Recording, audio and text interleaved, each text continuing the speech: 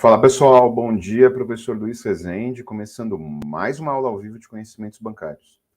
Edital aberto Banco de Brasília, a prova é dia 6 de novembro, hoje é dia 10 de agosto, setembro, outubro, novembro, tem 3 meses praticamente para a prova, dá para começar a estudar numa boa, quem já está no ritmo, mantém o ritmo, e olha, é um privilégio, viu, você ter ali 3 meses, né, o edital já tinha saído, cerca de 4 meses entre o edital e prova, contando de hoje praticamente 4 meses, 3 meses, é um baita privilégio. Porque nós temos editais em que o prazo é de 2 meses, por exemplo, no caso do INSS, o edital está autorizado, já existe uma determinação de que entre o edital e a prova serão 2 meses. Então, vamos focar, vamos trabalhar. Bom dia aos monitores que estão me acompanhando, Ana Clara, bom dia Luiz, que está aqui no meu backstage, e bom dia a todos vocês. Bom, pessoal, hoje eu vou trabalhar os mercados, né? Então, o mercado financeiro é composto de 4 submercados. Esses 4 submercados, eles aparecem em prova, é evidente que um é mais importante do que o outro, mercado de câmbio, mercado de capitais, mercado de empréstimos, enfim, eu vou trabalhar todos os mercados, os 4 mercados. Depois eu vou realizar algumas questões que tratam do conceito de mercados, e aí, por precaução, eu vou apresentar para vocês as novas modalidades de PIX. E vou explicar por quê. Porque, na verdade, o PIX ele foi tratado lá na prova do Banco do Brasil, lá na prova da Caixa Econômica PCD, como atualidades do mercado financeiro. Né? E no edital do Banco de Brasília tem um tópico que é o bancos na era digital. E não fala particularmente de PIX, mas o PIX ele está se transformando. Ele está se tornando produto bancário. Tanto é que você pode parcelar, tanto é que você pode sacar. Então, se o cartão de débito, que serve para você movimentar sua conta corrente ou conta poupança, é considerado um produto bancário, o Pix Saque, que você vai lá na padoca, faz um Pix e saca a grana, caso a instituição seja aderente, também tem que ser considerado produto de serviço bancário. Então, eu vou apresentar lá no finalzinho da aula as novas modalidades, e tem várias novas modalidades, e aí a gente tem percebido que tem que monitorar, né? Tanto pode cair em bancos na era digital, que na verdade é atualidades do mercado financeiro, tanto pode cair em conhecimentos bancários. De qualquer maneira, como o edital do Banco de Brasília e como todos os editais de banco tem a previsibilidade das duas matérias, então, tranquilo para vocês, está super enquadrado. Perfeito? Então é isso, vamos lá. Eu já queria estender o convite para amanhã, mesmo horário, 9h30 da manhã, eu tenho uma aula de exercícios de informática para a Polícia Militar de São Paulo, a banca é a Fundação Getúlio Vargas, mas os tópicos servem 100% para aquela parte de vocês lá que é desenvolvimento tecnológico e tudo mais.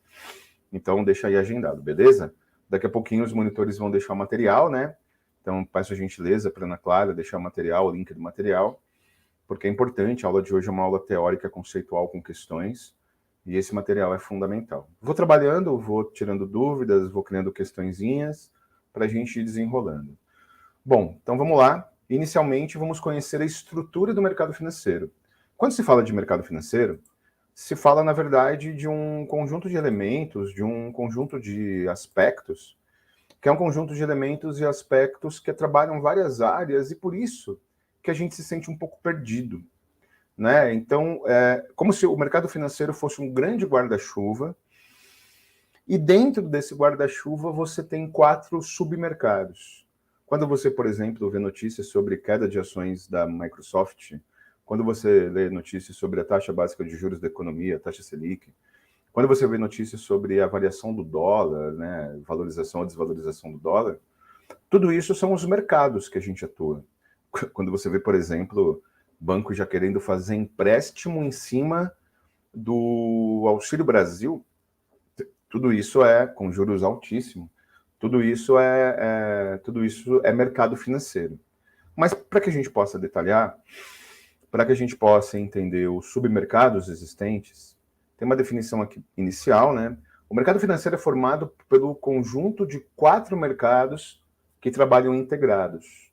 O mercado monetário, o mercado de capitais, o mercado de crédito e o mercado de câmbio.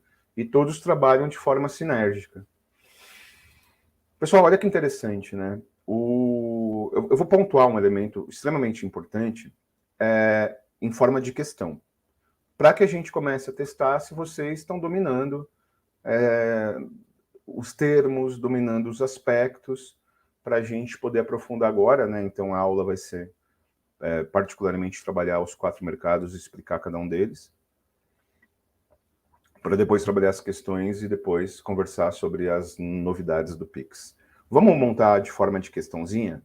Então, eu vou montar uma questãozinha do tipo certo e errado, mesmo que o edital do Banco de Brasília seja do tipo certo e errado, mesmo que o edital do Banco de Brasília seja do tipo múltipla escolha, eu vou trabalhar do tipo, né, eu vou trabalhar tipo certo e errado porque é mais fácil. E aí, aproveitando, cliquem aqui no QR Code. O Alphacom essa semana está lançando a Assinatura Básica 2.0, que tem muita novidade, muita ferramenta para estudo, foi pensado com muito carinho pela equipe pedagógica. Clica aqui, conheça o produto, né? Conheça a Assinatura Básica 2.0 e de lambuja você concorre a 4 notebooks, beleza? É só clicar aqui e conhecer. Bom, pessoal, vamos montar uma questãozinha. Então, eu vou montar a questãozinha, respondam por gentileza aqui no chat se está certo ou errado. Vamos lá. Considerando que o Brasil adota o câmbio flutuante no mercado de câmbio, os câmbios guardam relação entre si. E as decisões do mercado financeiro, como, por exemplo, a definição da taxa básica de juros, acaba tendo influência indireta na flutuação cambial. Certo ou errado? Tudo bem que é uma questãozinha com termos um pouco técnicos, mas desde já que essa aula é uma aula de mercados, nós temos que pontuar. Se vocês tivessem essa afirmação na prova, exatamente desse jeito, vocês teriam uma tendência a dizer que está certo ou está errado. De novo. Considerando que o Brasil adota o câmbio flutuante no mercado de câmbio. No mercado financeiro, outras decisões de outros mercados influenciam o câmbio flutuante, como, por exemplo, a taxa Selic. E aí? Se fosse uma alternativa de prova, o que vocês diriam? Certo ou errado? Ou pula? Pode pular também. Pessoal, essa questão, vocês estão meio tímidos, né? Também tem um delay aqui. Ah, não, agora está chegando as respostas. Deixa eu atualizar que chega as respostas e a gente já conversa. Pessoal, tem que responder, né? Porque é a melhor forma de você descobrir se você dominou o conceito ou não, descobrir se você está dominando ou não é responder. E o William que respondeu, está correto. Como vocês vão verificar posteriormente, o Brasil ele adota o câmbio flutuante, né? O Brasil ele não define o valor do dólar. O Brasil ele não determina o valor do dólar, ele deixa o dólar flutuar de acordo com o mercado. Mas é evidente que esse câmbio flutuante ele tem influência da inflação do Brasil e da inflação de fora. Na verdade, essa é a aferição cambial, né? Então é óbvio que se você aumenta a taxa básica de juros e essa taxa básica de juros ela tem por consequência diminuir a inflação, então existe uma relação de causa e efeito, portanto está correto. Como vocês vão verificar daqui a pouco, errou, vê porque errou, não erra mais e toca o barco. E aí, tendo dúvidas, a gente vai tirando. Então, pessoal, continuando, vamos começar a trabalhar com o mercado monetário. É o segmento onde se realizam operações de curto e curtíssimo prazo. É o mercado que foca no controle da liquidez monetária da economia. Os títulos e papéis são negociados nesse mercado, tendo como parâmetro a taxa de juros, que se constitui em uma mais importante moeda de transição. Pessoal, o mercado monetário é o mercado em que nós atuamos o tempo todo movimentando a economia. E o governo, ele adota ações para uma definição sobre o mercado monetário. Se nós teremos uma política restritiva ou uma política expansionista. Se a política econômica e a política financeira do Brasil vai ter por objetivo as pessoas pouparem ou as pessoas girarem a economia, ou as pessoas gastarem. Esse termo liquidez, ele é bastante utilizado, né, em questões de prova, em questões de conhecimentos bancários, e o conceito da liquidez é exatamente o conceito em que você tem a economia girando para que você possa transformar os seus bens em cumprimento de dívidas.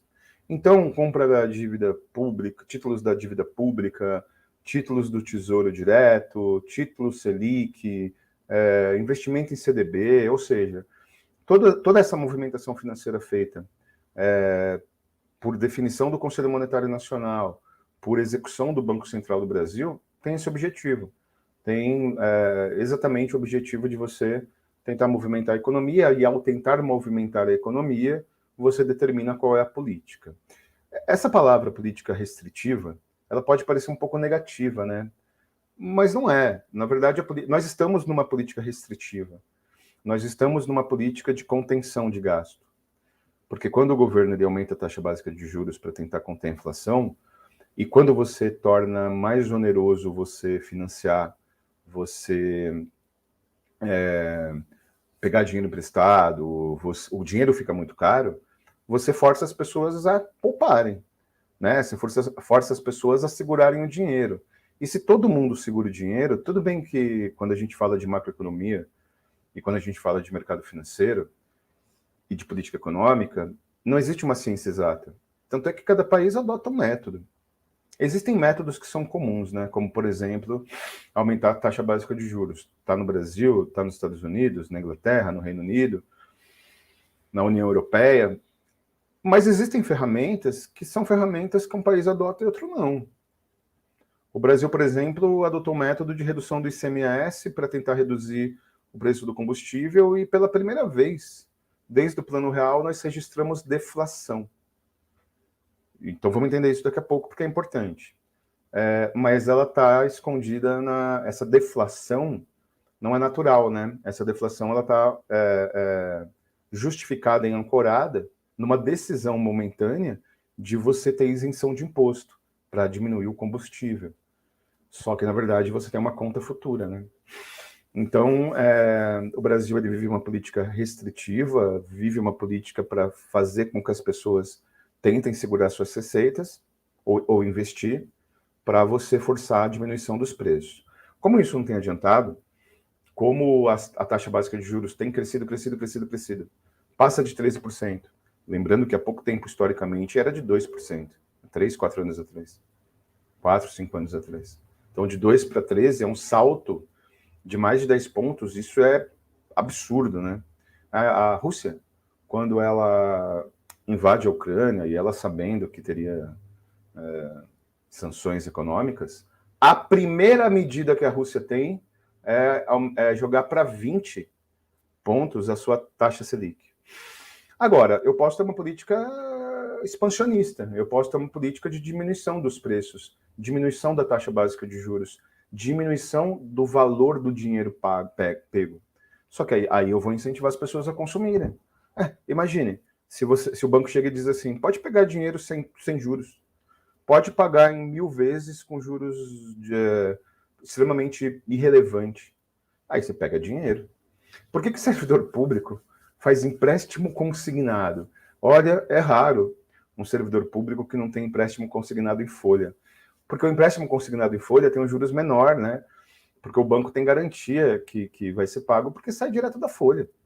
Sai direto da folha. Só se o servidor público exonerar ou for demitido a bem do serviço público e não tiver mais salário, e aí ele não continua pagando, aí é outra história.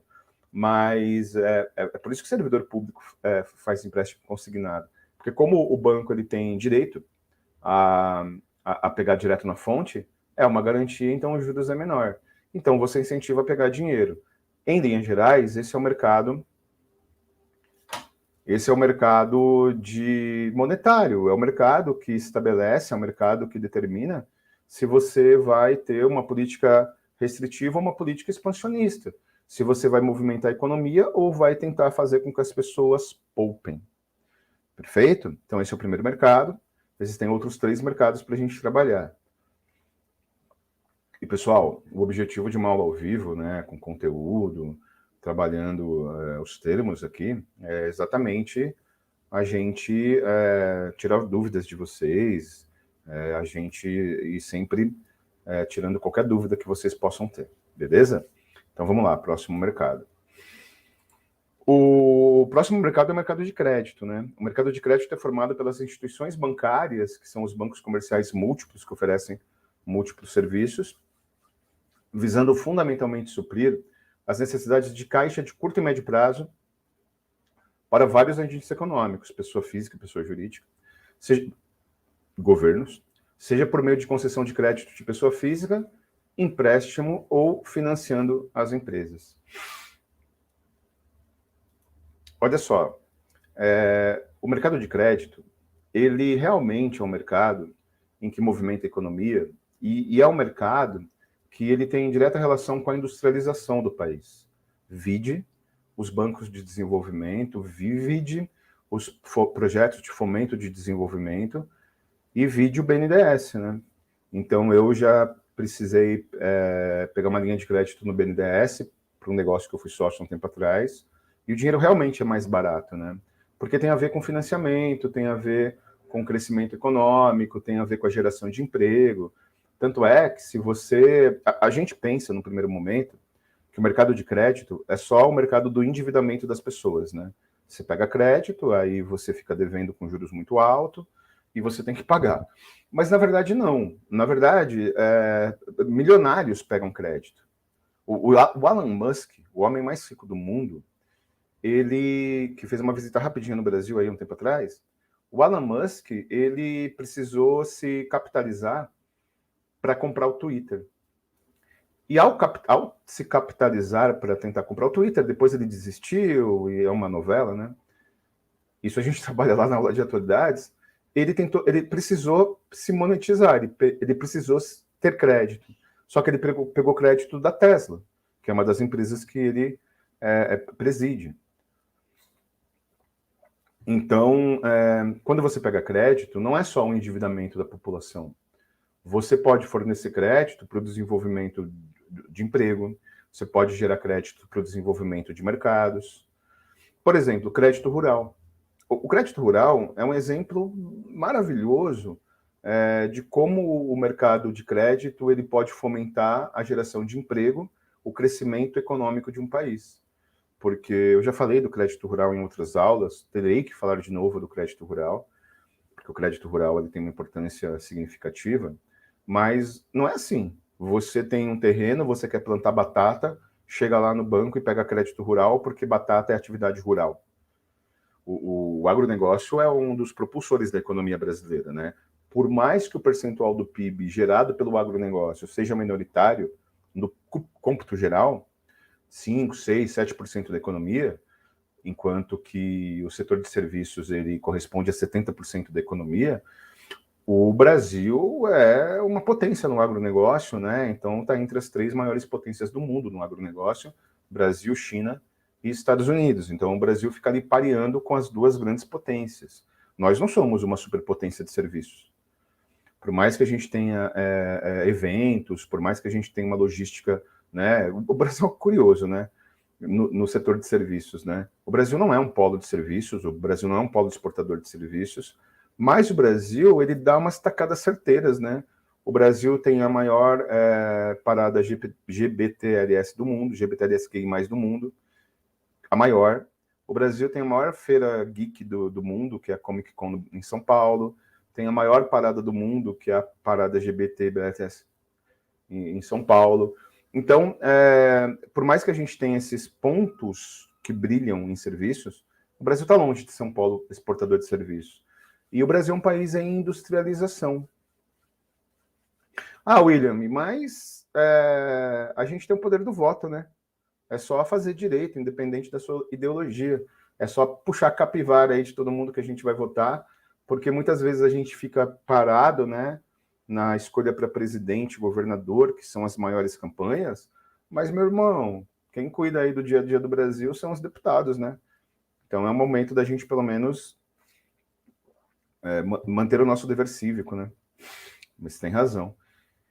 Mas o Brasil é um polo no agronegócio. E quando um microprodutor, um pequeno produtor rural, agricultura familiar, vai pegar crédito rural, tem algumas exigências de crédito rural. E dentre as exigências de crédito rural, existe você fomentar. Então, o mercado de crédito, ele serve para mim comprar uma geladeira em 6 vezes. Ele serve para que eu pegue empréstimo para comprar uma moto para trabalhar de entregar comida.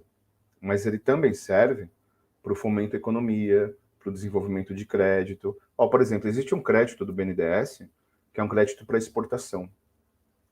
Para cada mercado, eu vou fazer uma questãozinha, beleza? Então, eu já fiz aquela primeira questãozinha sobre o mercado monetário. Vou fazer uma questãozinha para cada mercado. Por exemplo, existe um crédito do BNDES, que é um crédito para mercado de exportação. Funciona mais ou menos assim. Eu estava assistindo outro dia programa desses nesses canais aí fechados, e aí aquela história, né? O cara era um produtor de queijo Minas, pequeno produtor. Aí o cara que vendia fermento para ele, leite, não sei direito, vendeu um leite, um fermento, que aí quando ele foi olhar o queijo maturando, ele viu que estava azul. E os queijos ficaram azuis. Aí ele disse, puta, ferrou, perdi a produção dessa semana, vou perder uma grana, porque o queijo está azul. E aí ele foi lá reclamar com o cara que vendeu para ele um dos insumos, né, para ele fazer o leite. Aí ele falou, seu queijo está azul? Olha, talvez você tenha ganho na loteria. E aí foi olhar o queijo do cara e realmente, né, ele entregou um insumo errado, digamos assim, e ele conseguiu desenvolver, meio que sem querer, um queijo nobre, que é esse queijo com fungo azul. Resumo da ópera, o cara começou a vender no Brasil, começou a ficar famoso e ele começou a exportar.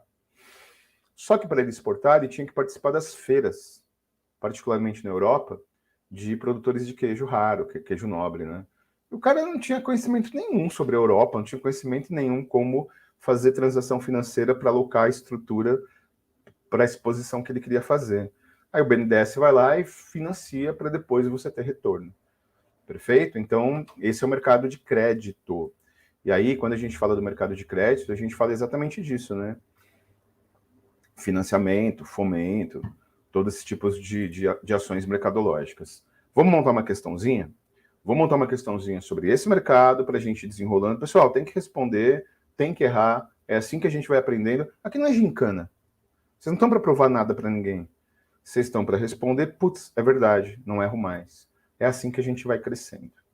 No meu processo de estudo, que me fez ser servidor público, os erros que eu cometi me ajudaram muito mais do que os acertos. Então, vamos lá. Mercado de crédito. Considerando o mercado de crédito do Brasil, os créditos controlados pelo governo para áreas prioritárias pode representar uma ação que, muito aquém de endividamento da população, representa ações de crescimento estratégico do PIB. Certo ou errado? Se vocês tivessem exatamente essa questão como uma alternativa, essa questão em prova, vocês diriam que ela está certa ou errada? Pessoal, de novo, o mercado de crédito, muito além de ser uma ação para o endividamento da população, tem ações que visam o desenvolvimento de áreas estratégicas para o crescimento do produto interno bruto. É assim que cai questão de mercado. Né? Não é questão de cartão de crédito, débito é bem mais tranquila, mas é assim que cai. Enquanto eu espero aqui dar o delay para vocês responderem, respondam. Pessoal, por favor, entrem no meu Instagram, prof.luiz.rezende, dá um printão dessa aula, marca lá no Stories, marca o AlphaCom, para a gente ir interagindo, cada vez mais crescendo aí nossa colaboração. E entrem nos canais do AlphaCom, é evidente, né?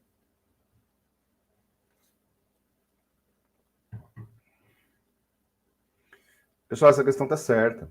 O mercado de crédito não é só para nos endividar.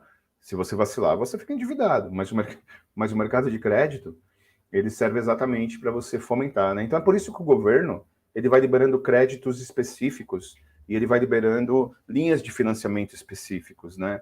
Então é óbvio, você tem mais crédito rural do que crédito para desenvolvimento de software, porque o Brasil não é um polo de desenvolvimento de software, mas o Brasil é um polo de crédito rural. Então você pode ter liberação de microcrédito para uma região e não ter para outra, porque você precisa do desenvolvimento daquela região. A agrociência da inovação, ela é um investimento muito maior do que outras áreas. Então, tudo tem a ver com opções e escolhas do ponto de vista econômico e de desenvolvimento. Nesse sentido, tá certo. Beleza? Continuando. Pessoal, próximo mercado. São 4 mercados, né? Mercado de câmbio. Ou seja, o mercado que determina... Pessoal, eu não tinha visto aqui, ó, mas a nossa monitora, a Ana Clara, ela está deixando o link para o material. Então, é o seguinte, pessoal, o material ele é gratuito, você não precisa necessariamente ser aluno do AlphaCom. Como que funciona? Funciona assim. Clica nesse link, faz a inscrição gratuita, aí você já fica habilitado para pegar todos os materiais de todas as aulas, sem ficar tendo que fazer o cadastro novamente. Só que o material de cada aula fica liberado apenas enquanto a aula está rolando. Faz o cadastro gratuito, não tem problema. Se já passou a aula e você está assistindo depois, faz o cadastro mesmo assim, porque aí pintou a aula, você só clica para baixar o material, que é uma cortesia nossa, que tem a ver com o conteúdo da aula, e não é boa, ó. O conteúdo, sempre eu preparo daquele jeito, entendeu? Daquele jeitão. Nem ser superficial, nem ser o conteúdo além do devido, né? Então, um conteúdo superficial, um material que ele vai aquém do devido, é óbvio que é um material que está errado, mas se eu entregar para você 586 páginas, entregar para vocês todo o super mega relatório do Banco Central do Brasil sobre os mercados, também está errado. Então, o que abunda atrapalha, tem que ser um material focado naquilo que vocês precisam, né? Vamos lá, continuando. O mercado de câmbio, né, é o mercado que determina o valor da moeda em comparação às outras moedas. O mercado cambial é um segmento em que ocorrem as operações de compra e venda de moeda internacional, e que são convertidos em real, convertendo a moeda nacional em estrangeira e vice-versa, ou seja, é o mercado que compara a nossa moeda com outras moedas. Esse mercado reúne os interessados em realizar transições no exterior, como comércio interior, instituições financeiras, etc. Pessoal, por que é importante a gente controlar o dólar? Por que é importante a gente, pelo menos, saber se o dólar está valorizado ou desvalorizado? No início do Plano Real, que foi o plano econômico instituído lá no início dos anos 90, pelo então presidente Fernando Henrique Cardoso, decidiu-se ter um câmbio fixo, ou seja, o Banco Central do Brasil determinar qual seria o valor do dólar, que é a moeda referencial. E aí, lá no Plano Real, a gente tinha uma inflação absurda, uma inflação não controlada. Nos anos 80, nós chegamos ao absurdo de ter uma inflação de 80% ao mês, batendo no teto de 2 mil por ano. Ó, nós estamos com uma alta inflação agora, mas a inflação está girando em torno de 11%, 12% ao ano. A Argentina está com uma inflação altíssima, está girando em torno de 60% ao ano. Nos anos 80, a inflação era de 80% ao mês no Brasil, batendo 2.000% ao ano. Então, o Plano Real ele tinha como objetivo você dar estabilidade para a economia e conseguiu. Não vou entrar aqui no mérito do que a que custo conseguiu, mas uma das medidas foi ter o câmbio fixo. O câmbio fixo é quando o Banco Central do Brasil ele determina o valor da moeda estrangeira operando no Brasil. Dolarizou, R$1 valia $1, como o William está dizendo. Só que aí você libera, né, a relação. E aí, durante algum pouco momento na história do Brasil, o real ficou mais valorizado que o dólar. Então, 0,96, R$97 comprava um dólar. Ou seja, a moeda brasileira estava mais valorizada. Atualmente, e já há algum tempo, adota-se o câmbio flutuante. O câmbio flutuante ele é um câmbio que ele deixa, como o próprio nome diz, o mercado se autorregular. E o mercado, ao se autorregular, ele se autorregula da seguinte maneira: você estabelece a inflação no Brasil, você estabelece a inflação fora do Brasil, e aí, nesse quadro comparativo, você analisa se a moeda valorizou mais ou menos, porque a inflação ela corrói o poder de compra da moeda. Então, tudo bem que é uma análise mais complexa do que isso, mas a definição para a prova, a definição conceitual, é exatamente essa, em que o mercado, quando adota no câmbio o câmbio flutuante, você tem a inflação interna, você tem a inflação externa, e aí você afere. Vamos imaginar uma situação, por exemplo, o dólar tende agora a cair, porque o Brasil vai ter deflação por conta das isenções aí que o governo determinou. Não sei se essa deflação vai chegar até o nosso bolso, né? Desconfio que não. Vai ser só uma desconfiança. Talvez eu esteja muito pessimista com a economia.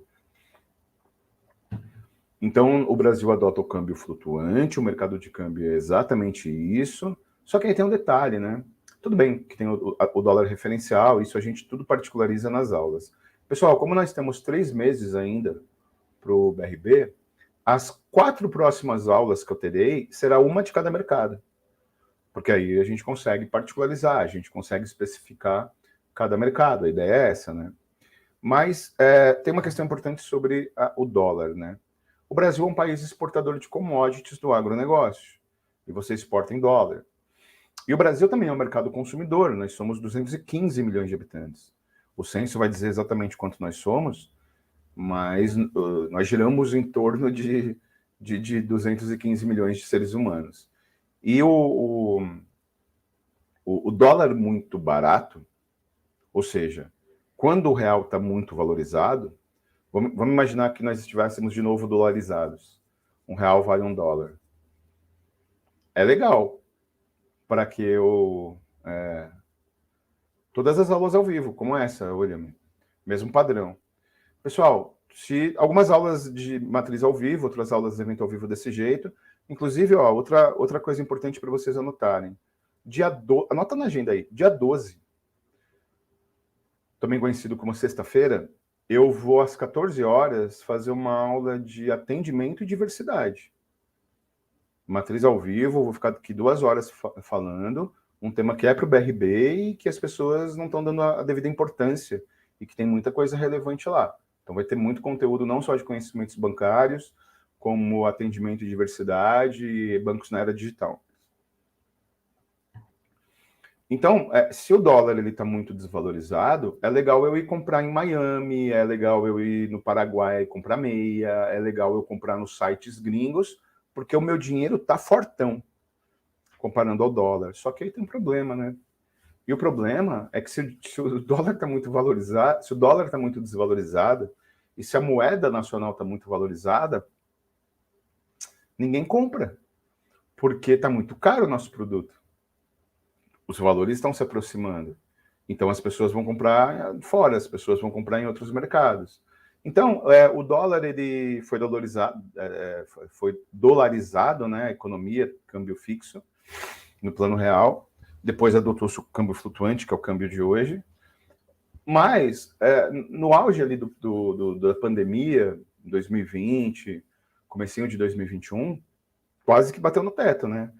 Quase que bateu ali em R$6 um dólar. E se o dólar está muito caro, tem consequências. Se o dólar está muito barato, tem consequências. Via de regra, se o dólar está muito barato, é bom para o mercado interno consumir, e o consumo do mercado interno é um elemento relevante. Por exemplo, um dos problemas que acontece... Vamos abrir um parênteses aqui. Um dos problemas que acontecem com a Rússia é que a Rússia é o 9º país mais populoso do mundo. E a Rússia é um mercado consumidor.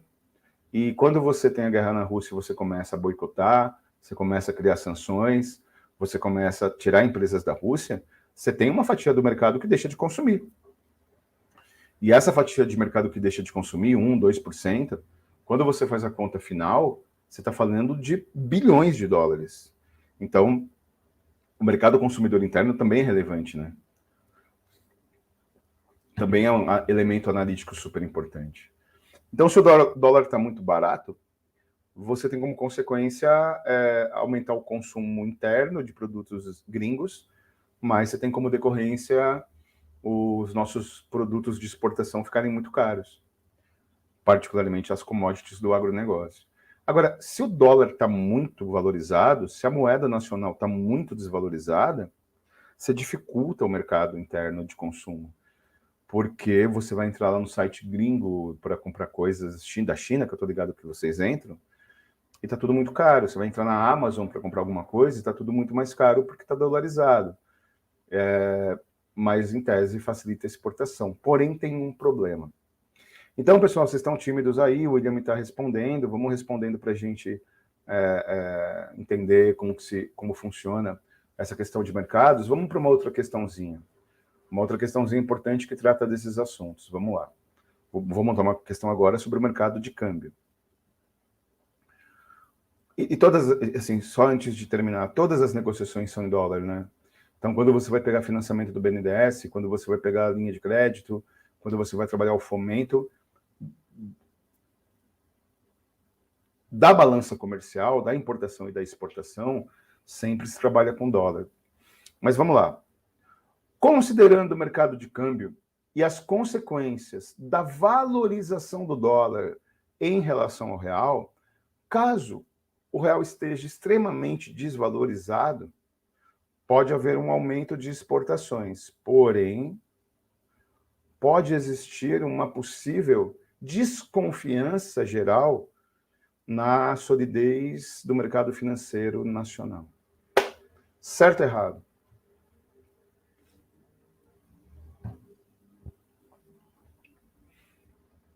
Pessoal, a questão ela basicamente diz o seguinte, que se você valorizar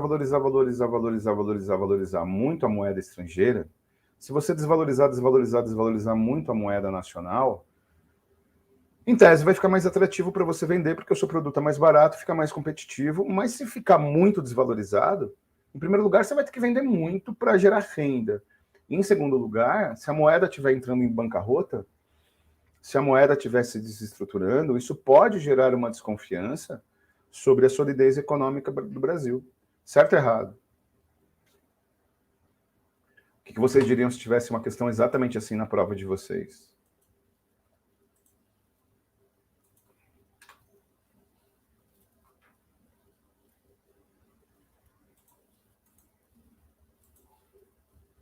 Estou esperando aí para atualizar depois que vocês responderem. Pessoal, essa questão está certa, porque se a moeda está extremamente desvalorizada, você fica um pouco desconfiado, né? Por exemplo, vai para a Argentina agora. Tá lindo. Vai para a Argentina agora. Você compra o estádio do Boca. O Corinthians... Aqui é Corinthians. Nunca vou te abandonar. Aqui é Corinthians. O Corinthians, ele comprou um jogador que é uma puta estrela. É um volante que ontem jogou o primeiro tempo. Comprou uma puta estrela do Argentino Júnior. O moleque é de todas as seleções de base da Argentina. E o Corinthians comprou. Por quê? Porque tá barato comprar coisas da Argentina. Porque a moeda tá desvalorizada. Sabe aquela série Round Six? Então, bem no primeiro... Não vou dar spoiler, não. Apesar que não é mais spoiler depois de um tempo, né? No primeiro episódio, ele fica lá pegando um dinheiro emprestado, ele pega 10 milhões de sei lá o quê. E aí ele, tipo, compra uma cerveja, compra um presentinho para a filha dele e acaba a grana. Aí fiquei pensando, porra, 10 milhões de sei lá o quê? Só que a moeda da Coreia do Sul, depois da última crise que eles tiveram a decisão econômica de desvalorizar muito. E aí esses 10 milhões de sei lá o quê correspondem a, tipo, 50 reais. Então, certo, tá certa a questão, né? Se você desvalorizar muito a moeda, você pode ter como efeito rebote a desconfiança sobre o mercado que você atua. Bom, pessoal, a gente ainda tem um outro mercado para trabalhar, a gente tem ainda questões para trabalhar e ainda tem a história do Pix para trabalhar. Só que agora eu vou falar do mercado mais complexo. Vou falar do mercado que isoladamente mais cai em prova. Então é óbvio, né? Cai se o Brasil adota o câmbio fixo ou câmbio flutuante, cai questões sobre o mercado de crédito de fomento ao desenvolvimento, tudo isso cai. Mas o mercado de valores imobiliários é o que mais cai. Então vamos lá para o mercado que mais cai, e não à toa deixei ele por último. Mercado de capitais. É um dos mais relevantes para o desenvolvimento econômico, pois os países que têm bolsa de valor forte desenvolvem mais produtos e a economia cresce, né? Quando a empresa abre seu capital, ela se subdivide em partes e um investidor compra as ações, debêntures e transferindo dinheiro para as empresas. Vamos lá. O mercado de capitais é o mercado de ações, de valores imobiliários, de debêntures. Vamos por partes. Vamos voltar um pouquinho. Pessoal, eu vou desenvolvendo, e esse mercado é o que mais cai em prova, isoladamente, como eu acabei de dizer, e, portanto, a gente tem que ser muito cirúrgico, né? Vamos voltar um pouquinho para o sistema financeiro nacional? Nós sabemos que o órgão superior do sistema financeiro nacional é o Conselho Monetário Nacional. Ponto. O Conselho Monetário Nacional, que é uma entidade normativa, ele está vinculado a duas entidades de supervisão, organizações de supervisão. O Banco Central do Brasil e a CVM, Comissão de Valores Imobiliários. Este mercado, todos os outros três, são controlados pelo Banco Central. Este mercado é controlado pela Comissão de Valores Imobiliários no que tange à fiscalização, à autorregulação, ao controle do mercado de capitais. Conselho, Comissão de Valores Imobiliários. Quando uma empresa ela existe, ela decide ser uma companhia fechada ou uma companhia aberta. O Alphacom, por exemplo, é uma companhia fechada. O Banco do Brasil, por exemplo, é uma companhia aberta. E você decide, né, por estratégia. Então, assim, existem companhias fechadas que são super lucrativas. Existem companhias abertas que não são lucrativas e vice-versa. Então, isso tem muito a ver com estratégia, tem muito a ver com visão de quadro societário. Na verdade, nada determina que você é uma companhia aberta, uma companhia fechada, e você tem mais ou menos lucratividade. Quando a estratégia da empresa decide ser uma companhia aberta, isso significa que ela resolve procurar a captação de recursos.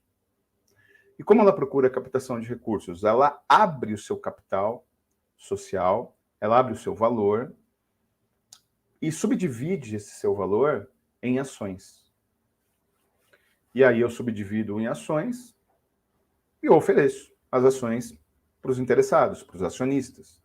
Você pode entrar agora numa corretora de investimento e comprar ações do Banco do Brasil, da Petrobras e de empresas privadas. Ah, quero comprar ação da Disney. Tá bom, tem as BDRs, que eu vou explicar na aula de mercado de valores imobiliários. Então, eu abro as minhas ações, eu solicito me tornar uma companhia aberta para a Comissão de Valores Imobiliários. Aí existe uma série de procedimentos que tem a ver com a lisura da organização, com o capital da organização, com o quadro societário da organização, para não ter fraude. E isso demora, em tese, 2 anos. Você sabe que eu prestei serviço para uma empresa, e aí eu queria que o pagamento que eu prestei para essa empresa fosse feito na conta de terceiros. Aí a empresa falou, infelizmente não vai dar, porque nós estamos em processo de solicitação de nos tornar uma companhia aberta na Comissão de Valores Imobiliários, e um dos critérios é você depositar no prestador de serviço. Ou seja, os caras eles analisam todos os pontos para ganhar o direito de ser uma companhia aberta. Companhias nacionais que abrem suas ações na Bolsa do Brasil. E qual é a Bolsa do Brasil? Peraí, então você entendeu, né? Companhia aberta. Aí, beleza, a Comissão de Valores Imobiliários diz, perfeito. Você, empresa X, vai se tornar uma companhia aberta, vamos analisar o seu capital, e aí a estratégia da empresa vai determinar qual é o valor das ações, que tem direta relação com se eu quero muitos ou poucos investidores, se eu quero investidores que investem mais ou menos, tudo isso é estratégia. Então, tem empresa que o valor da ação é R$3. Tem empresa que o valor da ação é R$200. Tudo isso é estratégia, né? Então, quando uma empresa se torna uma companhia aberta, e empresas nacionais podem abrir o seu capital em outros mercados. O Nubank abriu seu capital na Bolsa de Nova York, o Banco Inter abriu seu capital na Nasdaq, a Bolsa de Tecnologia, o PagSeguro abriu o seu capital na Bolsa de Nova York, o Banco do Brasil Seguros, olha só, uma companhia, uma entidade da indireta, né, um banco público, abriu seu capital na Bolsa de Nova York. Tudo isso é estratégia de mercado. Aí você vai oferecer suas ações na Bolsa de Valores.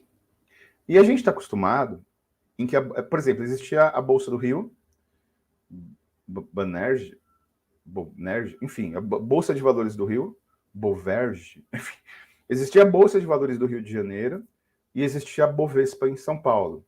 Como a Bovespa era muito mais forte, unificou. E aí a Bovespa se tornou a Bolsa de Valores do Brasil. Só que a Bovespa hoje é a B3, uma empresa que administra a Bolsa de Valores. Então, a Bolsa de Valores do Brasil chama-se B3. Só que o índice da B3, é o índice das ações da Bolsa de Valores, continua sendo o índice Bovespa. Por isso que as pessoas confundem. Então, quando eu vou oferecer minhas ações no primeiro momento, né, da B3, eu ofereço no mercado primário. E o mercado primário é aquele mercado da oferta inicial das ações. E geralmente, quando você tem uma oferta inicial de ações, né, quando uma empresa ela vai abrir o seu capital, tem aquela festa, os acionistas vão lá na B3, e aí martelam lá o martelo de uma martelada que representa o início da oferta. Então, depois que você tem essa oferta primária no mercado primário, que é a oferta inicial de ações, tudo depois é mercado secundário, que é a compra e venda de ações entre acionistas. E aí a gente faz uma alusão com carro zero. O mercado primário é você comprar um carro zero na concessionária. Depois que você tirou na concessionária e você andou 1 metro, é carro usado. E aí você vende no mercado secundário e ele nunca vai voltar a ser algo primário, perfeito? E aí a valorização, desvalorização, tudo depende das variações de mercado, e a Comissão de Valores Imobiliários ela tem que observar o tempo todo possíveis fraudes. Tem que observar o tempo todo possíveis esquemas. E pode ter e tem. Eu vou dar só um exemplo de como o mercado ele pode ser manipulado. Um grupo de militantes anticapitalista, anarco-punk sindicalista, sei lá, esses grupos que atuam na internet, sabe, e acham que estão fazendo alguma coisa para o bem da humanidade, porque é engraçado. Eu fui dirigente sindical até 2017. Eu aprendi que se você fizer alguma ação prática na vida, você tem que fazer, na vida real. Hoje em dia tem um monte de gente que fica militando por causas na internet, né? Eu acho engraçado isso, mas talvez eu esteja muito rabugento. E um grupo desses caras aí, anarcos-sindicalistas, eles decidiram mostrar para o mundo todo como é possível manipular o mercado de capitais. Então, eles pegaram uma empresa que abriu o seu capital, mas que não era uma empresa muito valorizada, não era uma empresa muito significativa, era uma rede de sex shoppings em Londres. E aí eles começaram a comprar, e aí uns 300 pessoas, né? Começaram a comprar, vender, comprar, vender, comprar, vender ações, comprar, vender, comprar, vender, comprar, vender, comprar, vender. Aí, quando as pessoas iam olhar nos índices das ações mais negociadas no dia, aparecia em primeiro lá a rede de sex shopping. E isso influencia. Se eu bato o olho, tem ações que estão sendo muito negociadas, vou nessa. E aí começaram a negociar, começou a aumentar percentualmente o valor, depois eles disseram o que fizeram. Ou seja, eles manipularam o mercado de ações. Você imagina eu, sou sócio de uma empresa, eu invisto em ações nessa empresa na Bolsa, na B3, ou eu tenho pessoas que eu conheço que investem, e eu tenho uma informação privilegiada de uma fusão, de uma venda, de um investimento. Se eu, como acionista, abrir essa informação para o mercado, eu posso me utilizar de informações privilegiadas para manipular o mercado, para ganhar dinheiro. Isso acontece o tempo todo. Acontece o tempo todo. Olha que interessante. Tem vários filmes sobre o Steve Jobs, né? Tem um filme que ele, com o cara lá que fez Efeito Borboleta, que é um péssimo ator. E tem um outro filme dele com Fassbender, que é um ator maravilhoso, o cara que fez o Magneto, né? E eu vou ser sincero, esse filme do Fassbender, Jobs, eu não gostei, é chato. E o filme com o cara lá do Efeito Borboleta é um filme divertido, um filme legal. Mesmo, e o ator ficou muito parecido com o Steve Jobs. Enfim. E aí tem um momento em que o Steve Jobs ele é expulso da empresa que ele criou. Ele não é mais CEO, ele sai do quadro diretivo, só que ele tem ações, né? E aí ele cria uma empresa chamada Next. E ele sabia que um dos problemas da Apple, lá no passado, era não ter um sistema operacional confiável. Ainda não tinha o macOS, ainda não tinha o iOS. Então, o que ele fez nessa empresa Next? Desenvolveu um sistema operacional seguro, que era exatamente uma das falhas da Apple. E aí a Apple o procurou, comprou a empresa Next para ter o sistema operacional que até hoje é utilizado, só que ele estava nas negociações, né? Ele estava fazendo negociação. E essa negociação ainda não tinha sido exposta. E ele começou a vender, comprar, vender ações da Apple, que ele tinha as ações. E até numa hora lá do filme, quando vão chamar ele de volta e convidar ele para voltar a ser o CEO da Apple, o pessoal diz assim, meio ironizando, poxa, nós nem anunciamos ainda a fusão, a compra da Next, a sua volta para a Microsoft, e as ações elas estão sendo bastante negociadas por alguém. Então, na verdade, a Comissão de Valores Imobiliários no Brasil, ela preza por isso, né? Bom, dois elementos importantes sobre esse mercado. Pessoal, vocês estão gostando da aula? Tá tudo bem? Estão quietinho hoje aí? Tá frio aqui em São Paulo, tá um puta frio. 14 graus. E 14 graus para São Paulo é tipo... os meus amigos do Sul tiram sarro, mas 14 graus em São Paulo é tipo Polo Norte. Tá friozinho mesmo e meio garoando. Então digam por gentileza se vocês estão gostando da aula, não estão gostando da aula, se a aula está servindo para vocês se prepararem, para a gente sempre ter base para dar mais aula, para trabalhar com vocês. Deem aí o feedback, por gentileza. Pode criticar também se não estiver gostando, porque a democracia é plena, absoluta e inegociável. Beleza? Então deem um retorno aí para mim, por favor. Enquanto eu atualizo aqui.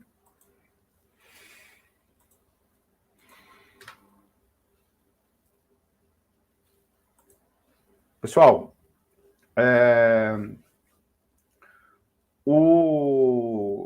no mercado de capitais, além das ações, eu compro ação e aí eu vou valorizando ou desvalorizando a ação de acordo com a valorização da empresa, da vida, né? E é isso. Existem os debentures. O que são debentures? São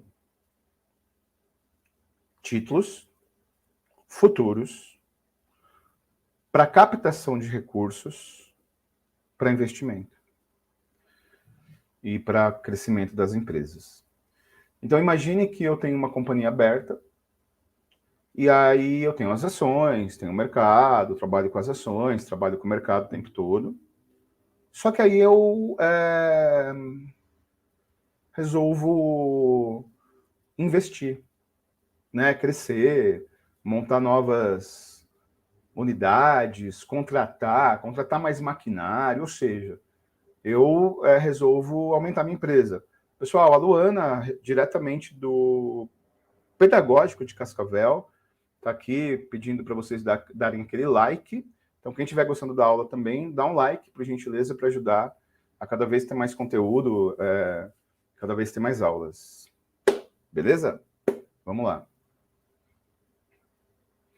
Exatamente, essa aula serve para qualquer concurso de banco, né?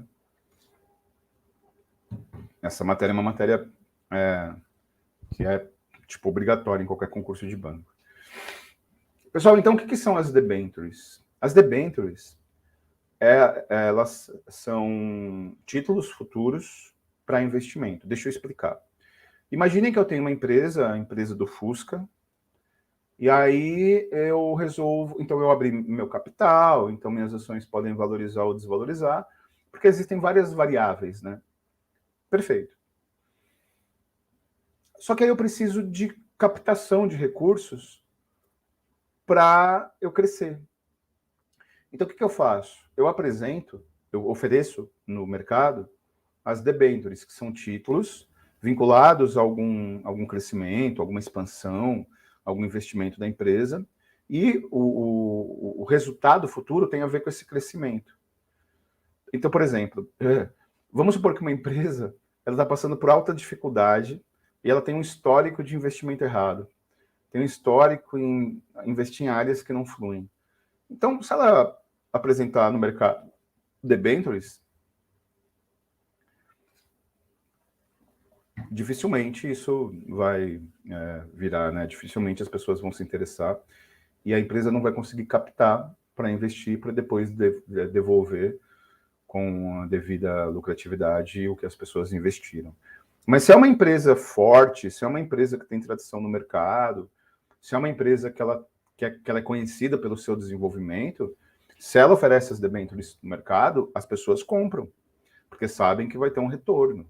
Então, os debêntures são títulos que as empresas oferecem para os investidores para captação de recursos para investimento da empresa, com retorno de acordo com esse crescimento, com esse projeto de desenvolvimento. Beleza? Vamos falar agora das BDRs. Pessoal, uma empresa não pode estar com ações em vários mercados. Porque se a empresa está com ações em vários mercados, o valor de mercado dela é falseado. Né? Eu não posso apresentar minhas ações na Bolsa de Nova York e na Bolsa de Londres e na B3. Então, o que eu faço é apresentar minhas ações na Bolsa A, B ou C. Dei exemplo de empresas brasileiras como o Nubank, como o Banco Inter, como o PagSeguro, como o Banco do Brasil Seguros, que resolveram, por estratégia de mercado, abrir suas ações na Bolsa de Nova York ou na Nasdaq. Só que, no meio do ano passado, no meio de 2021, criou-se um novo produto do mercado de capitais chamados BDRs. O que são as BDRs? Tecnicamente, são títulos que eu compro na Bolsa do Brasil que correspondem a um percentual das ações de uma empresa estrangeira. Então é assim, vamos imaginar a Microsoft. Comprei ações da Microsoft outro dia. Pouquinho, humildemente. Vamos supor que eu compre, sei lá, R$200 em BDRs. Então, a Microsoft, que está lá na Nasdaq, na Bolsa de Tecnologia nos Estados Unidos, ela pega um percentual das suas ações, do seu valor de capital, e vende para a B3. Dá para a B3 administrar, a Bolsa do Brasil. E a Bolsa do Brasil subdivide esse percentual para a gente comprar. Então, na prática, eu não estou comprando as ações. Porque para eu comprar as ações, eu precisaria ter um corretor que atua lá na Bolsa de Nova York ou na Nasdaq. Então, quando eu entro no meu site, né, do aplicativo sei lá, de fomento, de investimento, aparece lá ações estrangeiras, ações internacionais. Aí você olha lá, Coca-Cola, Microsoft, Apple, Pfizer, Uber, Twitter, Facebook, etc, etc, etc. Agora chama Meta a empresa. E a ação que eu compro, ela vai valorizar ou desvalorizar de acordo com a valorização ou desvalorização da empresa. Por exemplo, eu comprei umas ações do Twitter, tudo humildemente, né?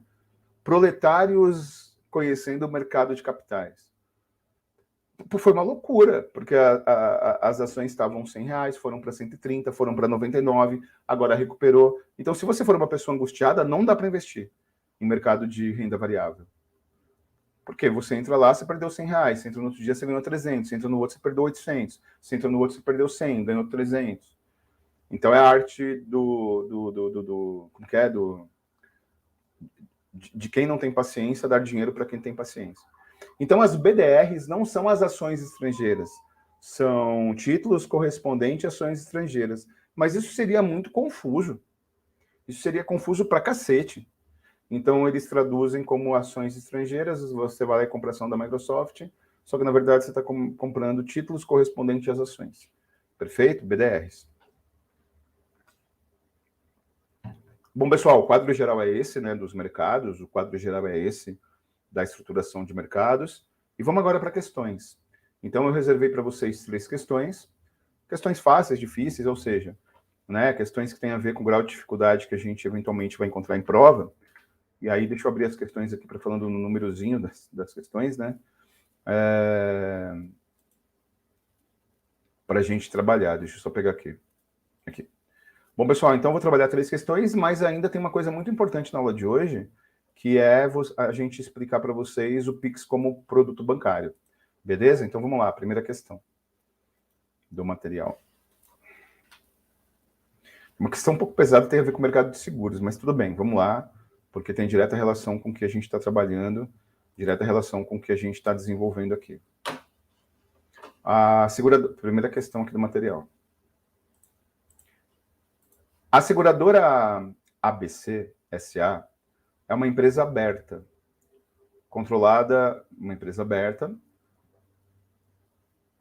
da ABC Capitalização SA e da ABC Entidade Aberta de Previdência Complementar SA, ou seja, uma empresa aberta. É uma companhia aberta que apresentou seu capital no mercado. Sociedade Anônima de Capital Fechado. A seguradora ABCSA mantém um programa de remuneração dos executivos do grupo ABC com base em ações de sua emissão. Desta forma, os diretores e sua controladora recebem ações de emissão da seguradora, ainda que exerçam funções na seguradora. Vamos simplificar a ópera aqui. Então, é muito comum as companhias abertas, quando elas têm alta lucratividade, elas distribuírem, né, a sua rentabilidade entre os seus acionistas, entre os seus diretores. E é comum, inclusive, esse agrado, né, essa distribuição, ela ser feita com ações da própria empresa. Considerando que não é requisito o repagamento pelas controladoras, a controladora em que a transação considera como pagamento baseado em ação liquidada de instrumento patrimonial, como devem as controladoras refletir o custo do programa de demonstrações separadas ou individuais. Olha só, essa é uma questão um pouco complexa, mas vocês vão... O enunciado é um pouco complexo, mas vocês vão perceber que quando eu for trabalhar a definição da questão em si, ela é mais fácil. Eu sou uma companhia aberta, que dentro do meu grupo da companhia aberta, para complicar a história, tem uma companhia fechada, mas o grupo da companhia aberta, ela distribui ações no mercado, e eu gratifico meus acionistas, meus diretores, com ações. Como que eu faço para não ter duplicidade de valor? Como que eu faço para separar esses valores? Como que eu faço para esses valores eles estarem definidos e consolidados? Olha só. Alternativa A. Como não há movimentação financeira nem alteração patrimonial, porque eu estou distribuindo ações dentro da minha diretoria, não há qualquer reflexo na demonstração individual separada da controladora. Claro que eu tenho que apresentar essa movimentação. As controladoras devem mensurar o valor justo do serviço recebido de seus empregadores e reconhecer o correspondente aumento do seu patrimônio líquido como contribuição da sua controladora. Pessoal, digam para mim, por gentileza, seria ou não estranho se você ficasse sabendo que a Petrobras, o Banco do Brasil, o Magazine Luiza, Itaú, qualquer empresa, companhia aberta no Brasil, pública ou companhia aberta, ela distribuiu sua lucratividade entre os diretores, ela resolveu distribuir essa lucratividade dando ações para os investidores, mas ela resolveu pagar 80% a mais para um diretor do que os outros. E aí, quando você vai procurar na internet esse diretor, é um diretor como outros quaisquer. É um diretor que não teve nenhuma ação de destaque. Isso soaria estranho para vocês ou está tudo certo? Está tudo bem, a empresa dá dinheiro para quem ela quiser.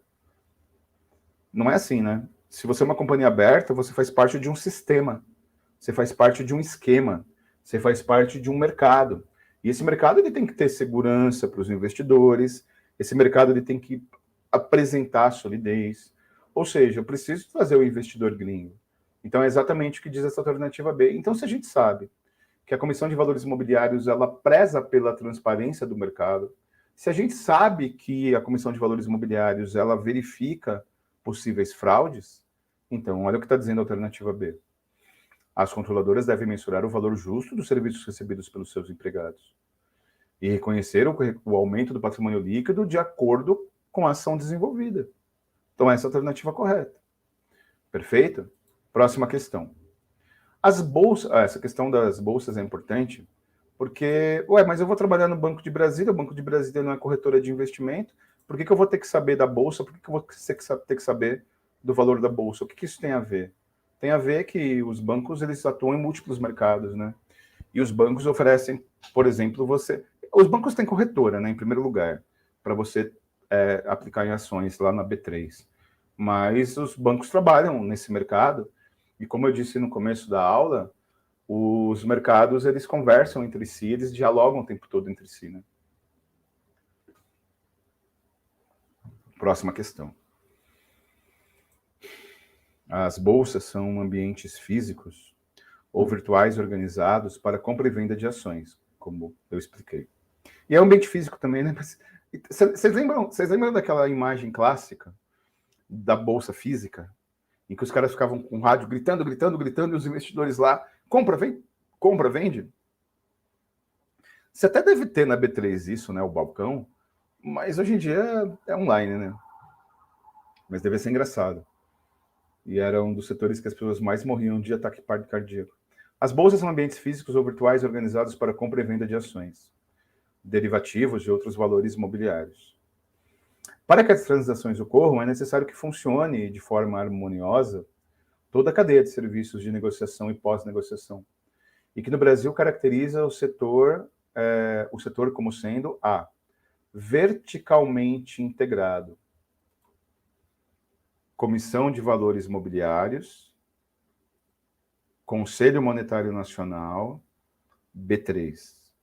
Só que você não pode meter dinheiro direto na B3. A B3 não é banco? Você precisa de uma corretora. Você não é corretor. Aí você vai lá e abre uma conta numa corretora de investimentos. Tem um monte no Brasil. Até legal abrir uma conta gratuita para você conhecer, para responder questões de prova. Só que eu não posso pôr o meu dinheiro direto na corretora, porque não é banco comercial e eu só posso fazer depósito à vista em banco comercial.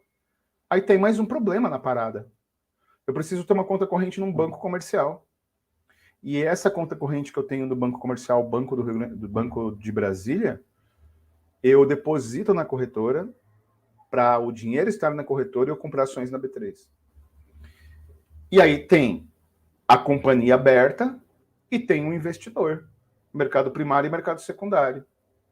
De novo, Conselho Monetário Nacional, Comissão de Valores Imobiliários, B3, corretora de investimento, banco, investidor e companhia aberta, ou seja, é uma relação claramente, uma relação objetivamente verticalizada. Alternativa correta, alternativa A. Mas vejam as outras alternativas, que elas dialogam, né? Com termos que estão evidentemente errados sobre isso. De regime de compensação, negociado caso a caso para derivativos financeiros. Não, tem regras gerais. Horizontalmente distribuída entre os agentes do mercado. Não, existe controle, existe verticalidade. Aquele que é desnecessária existência de contraparte central garantidora. Se eu abro uma conta numa corretora de investimento, essa corretora, ela é autorizada a operar pelo Banco Central do Brasil. E essa corretora, ela é controlada do ponto de vista dos investimentos pela Comissão de Valores Imobiliários. Então é óbvio que você tem garantia de contraparte, né? Não é simplesmente joga o dinheiro lá e vê o que acontece. Depende da Comissão de Valores Imobiliários para controle de risco. Na verdade, depende da comissão. Quem controla o risco não é a Comissão de Valores Imobiliários. Quem controla o risco É a própria empresa. Então, por exemplo, a Comissão de Valores Imobiliários não vai chegar para uma empresa e dizer lança tal produto. Não vai chegar para uma empresa e dizer tenha tal atuação no mercado, porque isso seria uma ingerência, né, às ações e às atividades da empresa. Então, quem controla o risco é a própria empresa. Portanto, alternativa A. Próxima. Essa próxima questão, ela fala sobre a caracterização e as funções justamente da Comissão de Valores Imobiliários. Deixa eu atualizar aqui.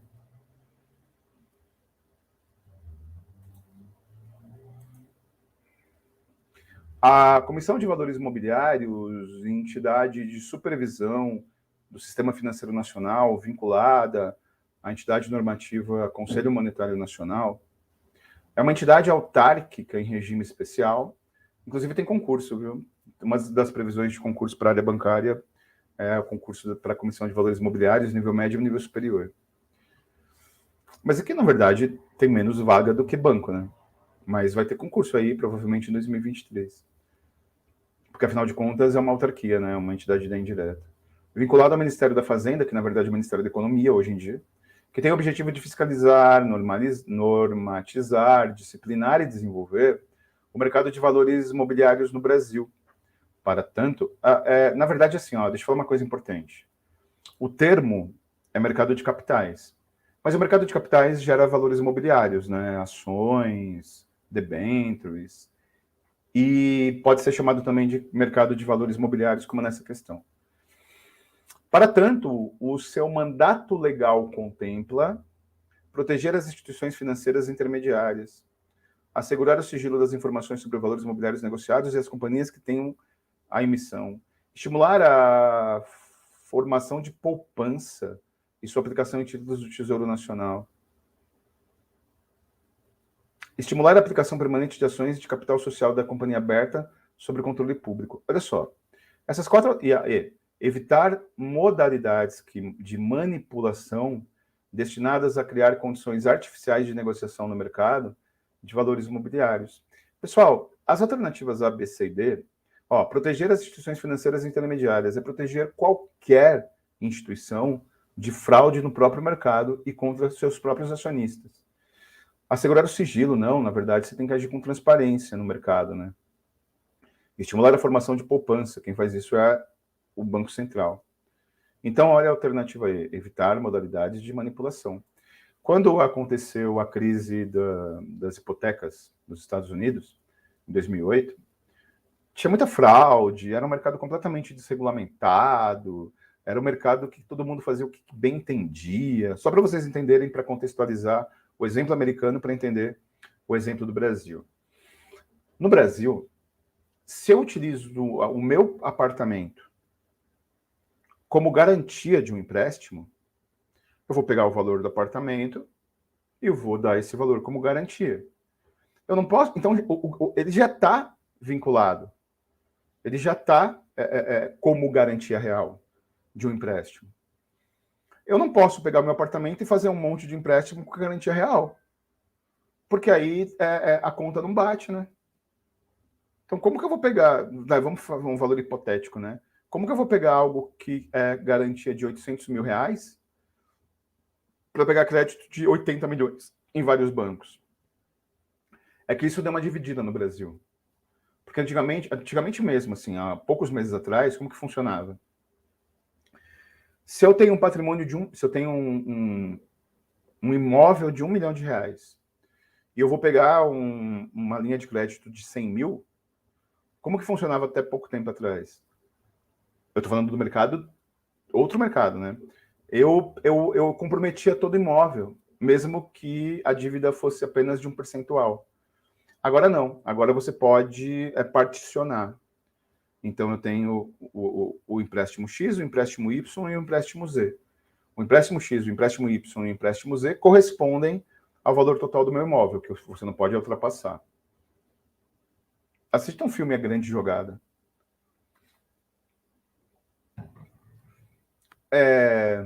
Nos Estados Unidos, você podia hipotecar sua casa quantas vezes quisesse, quantas pessoas quisessem. Aí é engraçado, porque tem uma cena desse filme A Grande Aposta, que o Christian Bale, né, o eterno Batman do Nolan, ele começa a desconfiar disso. Começam a falar para ele que isso está existindo. Tanto é que ele foi o cara que sacou e ganhou muita grana, né? Aí ele vai numa boate de striptease, porque Wall Street, né? Executivos e prostituição. Vide o Lobo de Wall Street. E aí, ele tá numa boate. E aí ele fala para uma menina que tá no polidense. E aí, beleza, blá, blá, blá, blá. E aí, você tem hipoteca? Ela fala, tenho 7. Ele fala, nossa, 7 hipotecas? Ela é. 7 hipotecas com o meu apartamento. Aí ele começa a desconfiar. Aí ele vai na casa de uma família média americana. E aí ele descobre que 5 pessoas da casa têm a mesma casa em empréstimos diferentes. Aí é só você começar a perceber isso para perceber que era uma bolha que uma hora ia explodir. Porque quando a economia desse uma ruída e as hipotecas começassem a ser executadas, como que você vai? Executou a primeira hipoteca. Eu perdi minha casa. Eu usei minha casa para pagar. E as outras todas? É inadimplência pré-estabelecida. E aí, isso no Brasil nunca foi permitido, né? Nesse caso, o mercado brasileiro é melhor. Mas o que eu queria dizer com tudo isso? No meio desse rolo todo, no meio dessa confusão toda, tinha uma empresa, que era um banco, que só apresentava lucratividade. E começou a estourar a crise, eles começaram a apresentar lucro. Ou seja, o banco que tinha as hipotecas lá, que em tese ia falir. E apresentava lucro, apresentava lucro, apresentava lucro. E as ações só começaram a subir. Depois que a casa caiu, né, depois que explodiu o problema, depois que... Ó, só para você ter uma ideia de como foi sério o problema. Era a campanha eleitoral que o Obama foi eleito. O presidente era o Bush, né? Aí, o que aconteceu? Os 2 candidatos a presidente do Partido Democrata, o Obama, e do Partido Republicano, foram chamados na Casa Branca para fazer uma reunião com a equipe econômica para tentar decidir o que fazer. Bizarro, né? É a mesma coisa, tem uma situação no Brasil em que você chama todos os candidatos a presidente para fazer uma reunião com o Paulo Guedes, porque é o seguinte, meu irmão, agora não tem mais ideologia. Agora a gente precisa salvar o país. A economia vai ruir porque tem uma bomba do tamanho do mundo. E aí foram analisar esse tal banco e descobriram que os contadores eram contratados para maquiar o balancete do banco para apresentar falsa lucratividade. Então, a alternativa E é exatamente o que a Comissão de Valores Imobiliários faz, né? Evitar modalidades de manipulação destinada a criar condições artificiais de negociação de mercado de valores imobiliários. Perfeito? Bom, pessoal, eu quero utilizar aqui esses 10 minutinhos que eu ainda tenho de aula para apresentar para vocês uma certa preocupação que eu tenho. O primeiro concurso no Brasil que começou a falar do Pix foi o concurso do Banco do Brasil, o maior concurso da história do Brasil, o maior número de inscritos para um concurso na história do Brasil. E esse concurso do Banco do Brasil, ele, pela primeira vez, teve uma questão de Pix, né? Aí agora tem várias. Só que o Pix, ele nasceu como uma atualidade do mercado financeiro. Hoje em dia não é mais, porque o Pix rapidamente ultrapassou as operações em TED e DOC, e essa semana passou as operações em boleto. Tem mais gente comprando por Pix do que comprando por boleto. Então, quando você começa a substituir o Pix por transferência DOC-TED, é a atualidade do mercado financeiro. Mas quando você começa a ter uma modalidade de Pix que visa substituir o cheque, quando você tem uma modalidade de Pix que visa substituir em partes o cartão de crédito, em partes. E quando você... em partes mesmo. E quando você tem uma modalidade de Pix que visa substituir o boleto, isso vira produto ou serviço bancário. E aí você tem uma modalidade de Pix que você consegue pegar dinheiro vivo, que é uma modalidade que, em tese, substitui o caixa eletrônico. Então você começa a ter uma amplitude maior, você começa a ampliar mais essa questão. Então vamos rapidamente para algo que pode cair tanto aqui, né, em conhecimentos bancários, quanto em bancos na era digital. Eu só vou pontuando, vocês dizem se conhecem ou não, e a gente vai desenrolando, tá bom? Desde que o Pix foi criado, ele apresentou 5 novidades. Pix Saque, Pix Troco, Pix Cobrança, Pix Pré-datado, ou que é Pix Futuro, e Pix Parcelado, que essa é a novidade da novidade. Vamos começar pelo Pix Saque. Pix Saque e Pix Troco. Pessoal, hoje em dia, cabe ao bar, à padaria, ao salão de beleza, às empresas, aceitarem ou não Pix, né? Isso é facultativo. Só que as empresas começam a aderir, porque para elas serve, o dinheiro cai na hora, e porque é um facilitador para você ter novos clientes. E tudo bem, beleza. Então, é aquele adesivinho, aceita o Pix. Só que as empresas lá de serviços que aderirem, elas podem solicitar junto ao Banco Central para que elas sejam um correspondente Pix Saque e Pix Troco. Eu vou ser sincero, eu nunca vi. Eu moro em São Paulo, eu nunca vi. Talvez eu não tenha olhado direito, mas eu nunca vi uma padaria, um bar, uma mercearia, uma farmácia que tem um carimbo, o adesivo lá, que aceita Pix Saque e Pix Troco. Então, eu tenho uma padaria e eu resolvo aderir ao Pix Saque e Pix Troco. O que significa isso? O Pix Saque é simples. Eu preciso tirar dinheiro. Então, eu vou até a padaria, eu faço um Pix de R$30 e a padaria me dá R$30. Eu costumo fazer isso. De domingo eu compro um jornal, Folha de São Paulo, esse jornal físico. Porque meu pai tinha essa tradição, eu mantive essa tradição. Então, eu vou na padaria e a tiazinha da banca de jornal aqui do lado da minha casa, ela não aceita nada, ela só aceita dinheiro. Uma senhora que está há 130 anos aqui com banca de jornal. Só aceita dinheiro. E ela nunca tem troco. Então, eu vou na padaria, compro pão e eu falo pro cara, posso passar no débito tanto? Ele já tá ligado e me dá o dinheiro. O Pix Saque é isso. O Pix Saque é você fazer um Pix e o cara te dá a grana. E o Pix Troco é vinculado a uma relação comercial no estabelecimento, né? Então, você compra R$10 de pãozinho, faz um Pix de 30, leva 20. A minha opinião é que o lado positivo é que você gera novas pessoas no estabelecimento comercial e ao gerar novas pessoas no estabelecimento comercial, você pode, para a padaria, prospectar novos clientes. Agora, o possível lado negativo é que hoje em dia ninguém mais anda com dinheiro, né? Então, sabe o ladrão, não o ladrão engravatado, sabe o ladrão pé de chinelo que rouba dinheiro, que merece pagar tanto quanto? É difícil ele entrar não tem mais assalto. Porque você vai entrar numa loja, vai assaltar, não tem dinheiro. É tudo movimentação, né, sei lá, de Pix, cartão de débito, crédito. Só que se eu sou mala, eu tô procurando oportunidade pro crime, e eu bato o olho, eu vejo que tem lá um adesivinho Pix Saque ou Pix Troco, o que o estabelecimento precisa ter? Dinheiro. E isso pode gerar assaltos desse tipo. Espero que não. Vamos acreditar na humanidade, né? Pix Cobrança. O Pix Cobrança, ele é simplesmente eu te mandar um Pix com os meus dados, dizendo que, oi, tudo bem, eu estou aqui, me faz um Pix de 30. É como se fosse uma ordem de depósito. Né? Então, por exemplo, vamos supor que eu contrate alguém, sei lá, para arrumar o ar-condicionado. E aí o prestador de serviço vem e eu falo, me passa seu Pix. Ele fala, não, me passa o seu. Porque aí eu te passo um Pix Cobrança, já tem meus dados. Aí você autoriza o Pix Cobrança, já vai para a conta do cara.